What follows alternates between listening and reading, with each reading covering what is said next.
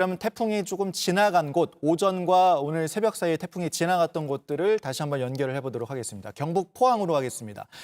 지난 태풍 마이삭대 피해가 컸던 만큼 현장에 나가 있는 취재기자 통해서 상황 살펴보도록 하겠습니다. 최규진 기자가 나가 있습니다. 최 기자, 지금 상황 어떻습니까?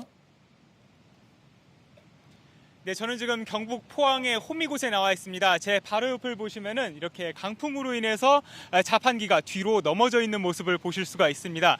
주변 곳곳에 있는 조형물들이 이렇게 크고 작게 훼손이 돼 있었는데요. 바로 옆을 보시면은 이렇게 나무가 바람의 무게를 못 이겨서 부러져서 뒤로 넘어져 있는 모습도 보실 수가 있습니다. 이곳이 유명 관광지다 보니까 인근 상인들의 피해도 우려가 되는 상황인데요. 이쪽을 보시면은 강철로 된 조형물이 이렇게 앞으로 주저앉아 있는 모습도 보실 수가 있습니다.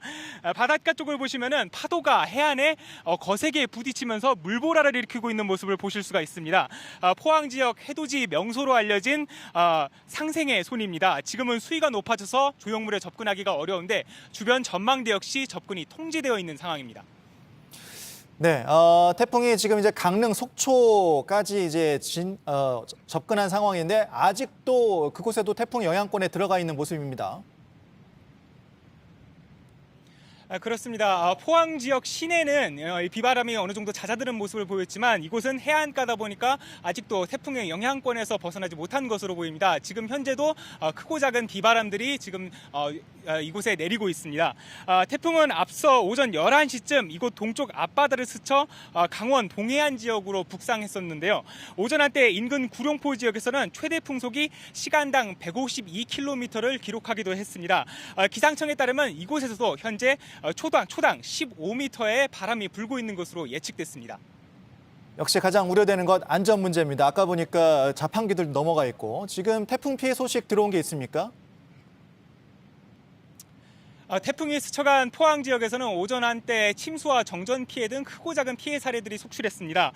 포항 형산강과 경주 형산강 강동대교에도 오전 한때 홍수주의보가 내려지기도 했고요. 포항 오천읍과 호미곶면, 장기면 등 사실상 포항 지역 전역에서 정전 피해가 잇따랐습니다. 일부 지역에서는 아직까지도 복구가 되지 않은 것으로 확인이 됐는데요. 오후 1시 기준으로 포항 소방당국은 버스 정류장과 건물 등에 고립됐던 시민 8명을 구조했다고 밝혔습니다. 아직까지 다행히도 인명피해는 확인이 되지 않았는데요. 9층 건물 유리창이 깨지고 가로수가 뽑히는 등 포항시 소방당국에 따르면 현재까지 약 180건 정도의 피해 신고 사례가 있었던 것으로 확인이 됐습니다. 아직까지는 오후에 공식적인 피해 사례가 완전히 집계가 마무리되지 않아서 앞으로 사례는 좀 더 늘어날 것으로 예측됩니다. 네, 그렇다면 이 경북 지역도 태풍의 영향권에서 완전히 벗어나려면 조금 더 지켜봐야겠군요. 그렇습니다. 태풍이 포항 지역을 가장 인접해가지고 지나갔던 시각은 오전 11시쯤이옵니다. 최대 고비는 일단 넘겼지만 앞으로 1-2시간 정도는 경북 지역이 태풍의 영향권에서 완전히 벗어났다고 말할 수는 없을 것 같습니다. 일부 지역에서는 아직까지도 정전 피해가 복구되지 않아서 신호등이 끊겨 있는 등 2차 피해까지 우려되고 있는 상황입니다. 지금까지 경북 포항 호미곶에서 JTBC 최규진입니다.